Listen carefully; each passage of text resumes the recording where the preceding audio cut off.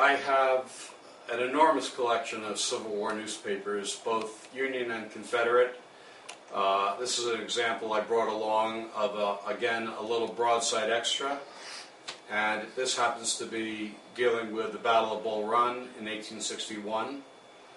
And we see very large type employed based on the excitement of the news having just come in. And the reason that it was published on this small slip of paper was because there was a rush at the printer's office to get the news out quickly, and they grabbed whatever paper they had available to rush off an extra.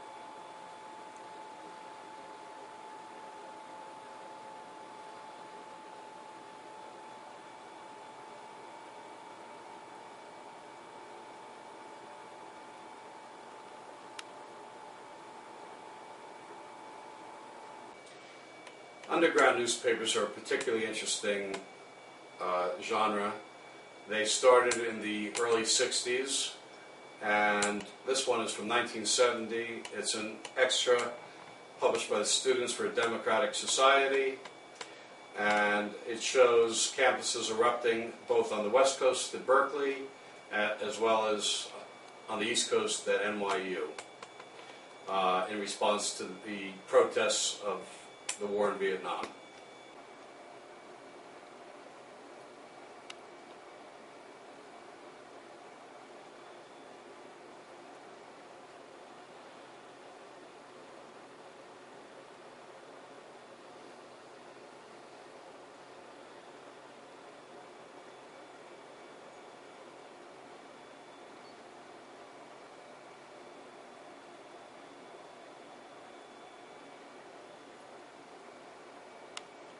Mr. Caren, I would like to thank you for sharing the information about yourself and your collection this evening. My pleasure. Has your collection become useful to you in any other fashion? Yes, actually it has.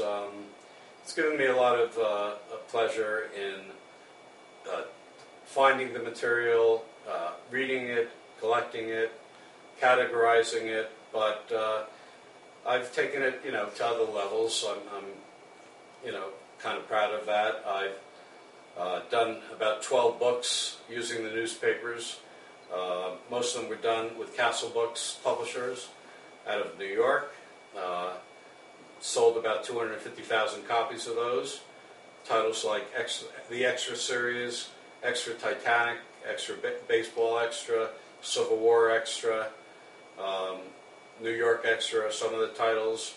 Did another book in conjunction with the Smithsonian Institution, which was again on the Civil War, and very pleased with the outcome of that product.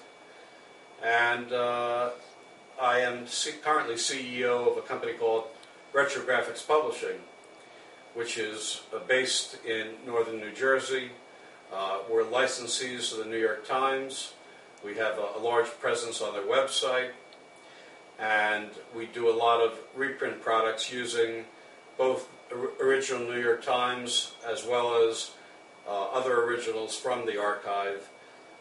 And we do them in newspaper format, and we do them in personalized deluxe-bound books that are hot stamped, gold stamped with people's and corporate names on them.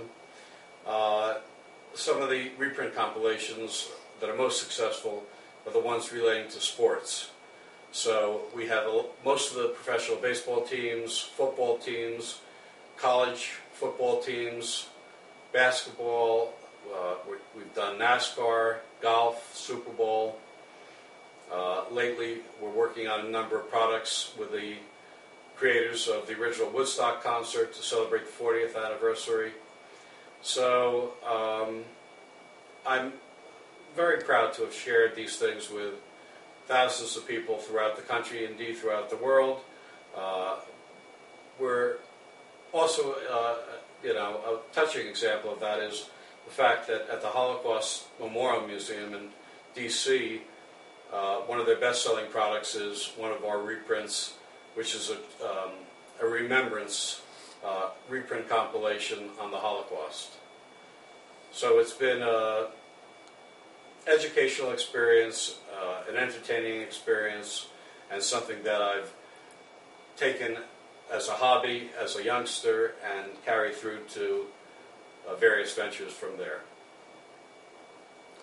Again, thank you for your time this evening, Mr. Caren. Is there anything else you'd like to share?